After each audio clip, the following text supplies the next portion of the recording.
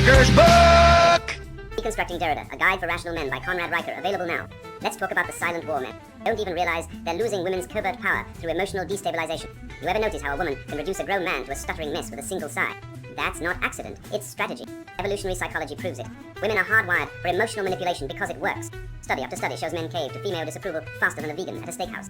The Journal of Personality and Social Psychology found men experience greater stress from female criticism than from actual physical threats. Think about that.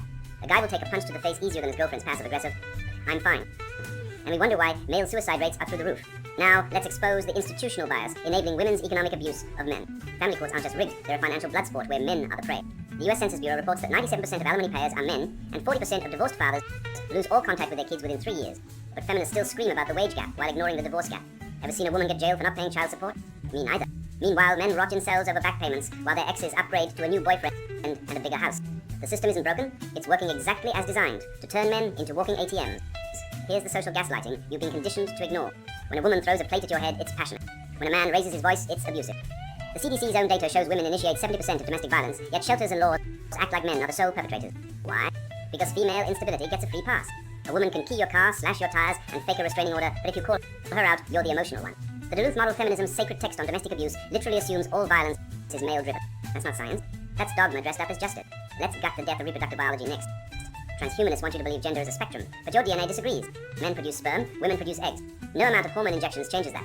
The Journal of Human Reproduction proved even trans women on estrogen still retain male pattern muscle density. Yet universities teach kids that biology is oppressive. Tell that to the 200,000 years of human evolution that didn't care about pronouns. This isn't progress. It's a laugh for people who failed high school science. Now, the ultimate test. How men react to chaos. Women love to test. A guy's composure dropping last-minute plans, fake emergencies, manufactured drama. It's not about the schedule change, it's about control. A study in psychological science found women subconsciously prefer men who stay calm under stress. But here's the kicker. If a man actually shows stress, she loses respect. That's the feminist double-bind demand vulnerability, then despise it. No wonder men are checking out. Generosity, another trap. Women will test a man's willingness to tip, pay, or provide, then call him entitled if he expects appreciation. The National Bureau of Economic Research found women rate generous men as more attractive, until they feel entitled to it. Then it's toxic masculinity. You can't win. Either you're a cheap bastard or a patriarchal oppressor. The solution? Stop playing. And here's the Marxist-Leninist poison infecting modern relationships. Feminists scream about equality, but still expect men to plan dates, pay bills, and fix the sink. Ho Chi Minh would be proud. This is classic redistribution of labor.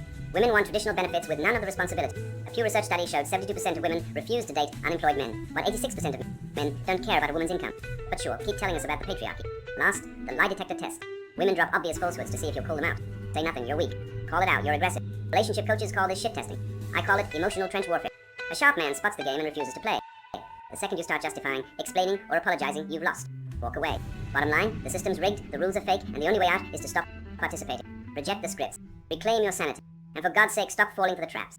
Deconstructing Derrida, a guide for rational men by Conrad Riker. Buy now. Links below video.